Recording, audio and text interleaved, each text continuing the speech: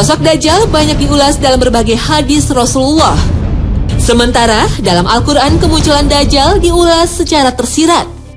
Yawma ya'ti ba'du ayati rabbika la yanfa'u nafsan imanuha lam takun amanat min qablu aw kasabat fi imaniha khayra.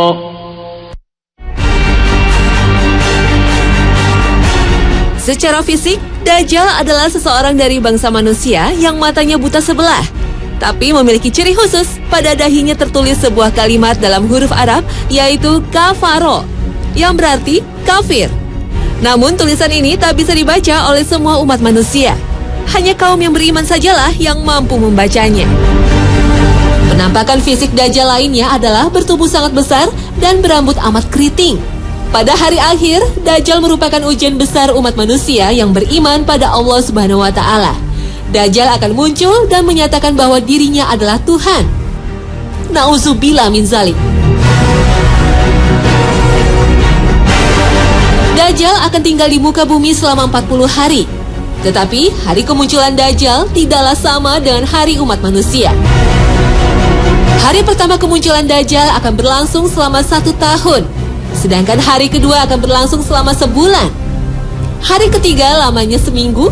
Dan hari keempat serta seterusnya berlangsung selama 24 jam. Sehingga dapat diartikan Dajjal akan hidup di muka bumi selama 1 tahun, 1 bulan, dan 45 hari.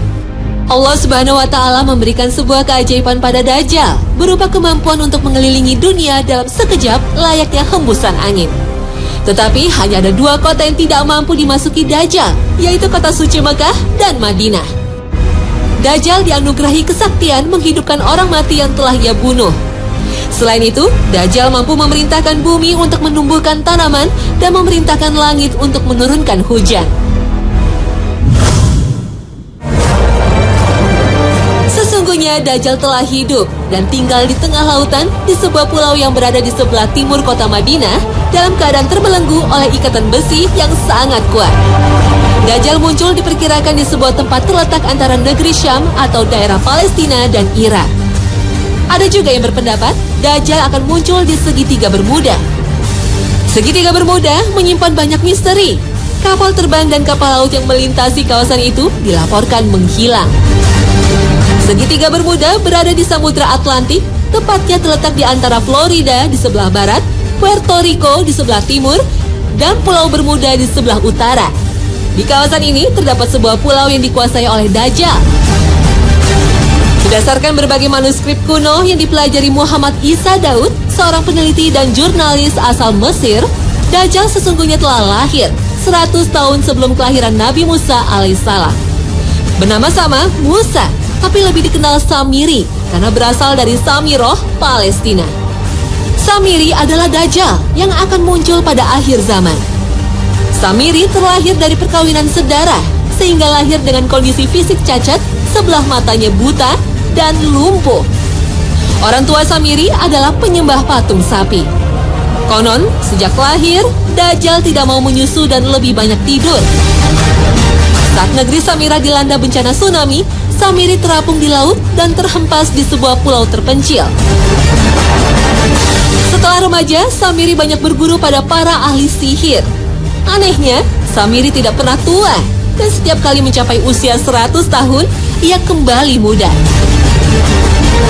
Setiap kali Allah mengutus para nabinya, Samiri selalu datang untuk menggoda dan menyesatkan manusia. Pada masa Nabi Musa, Samiri alias Dajjal membuat patung sapi untuk disembah kaum Nabi Israel. Dan pada masa Nabi Isa alaihissalam, Samiri juga berusaha menghasut para pembesar Yahudi untuk membunuh Nabi Isa. Kemudian menyesatkan para pengikut Nabi Isa dengan memperkenalkan ajaran Trinitas, penebusan dosa, dan menghalalkan babi serta riba. Pada masa Nabi Muhammad SAW, Samiri juga berusaha menghasut kaum Yahudi untuk memberontak terhadap Nabi Muhammad. Dan sepeninggal Rasulullah, Samiri makin leluasa untuk membuat perpecahan umat Islam. Dan pada era modern, sifat-sifat Dajjal telah menyesatkan manusia dengan memperkenalkan berbagai ideologi seperti sosialisme, kapitalisme, dan humanisme. Sifat Dajjal juga mendidik orang-orang terbaik Yahudi untuk membuat gerakan Zionisme. Sifat Dajjal juga berhasil membuat tipu daya dalam dunia sains dan politik. Perang dunia merupakan salah satu bukti kesuksesan Dajjal dalam menebar teror dan kejahatan di muka bumi. Dajjal dan pasukannya juga berhasil mengendalikan dunia dengan menguasai elit politik Amerika Serikat dan mata uang dolar. Tak heran, simbol Dajjal terlihat pada mata uang dolar dan berbagai instansi militer serta hiburan. Bukan bermaksud mengartikan Paman Sam dengan kepanjangan dari Samiri. Namun banyak ciri yang dipakai simbol oleh negara adidaya ini mempunyai kesamaan dengan simbol Dajjal yang kita ketahui. Astagfirullah. Sebelum kelahiran Nabi Muhammad, Dajjal sempat terpasung di sebuah gua selama 63 tahun dan dijaga makhluk berbulu tebal. Setelah bebas, ia mengembara dan menyesatkan manusia di berbagai belahan dunia, hingga ia bertemu setan di kawasan segitiga Bermuda. Dan menjelang kiamat, ia akan kembali muncul, mengaku sebagai Tuhan. Benarkah kisah ini? Wallahu a'lam. Namun, asal-usul Dajjal masih misterius. Sebagaimana iblis, Dajjal adalah makhluk yang ditangguhkan kematiannya oleh Allah. Meski usianya lebih dari 4.000 tahun, tapi fisiknya masih muda dan tak ada yang menandingi kekuatannya.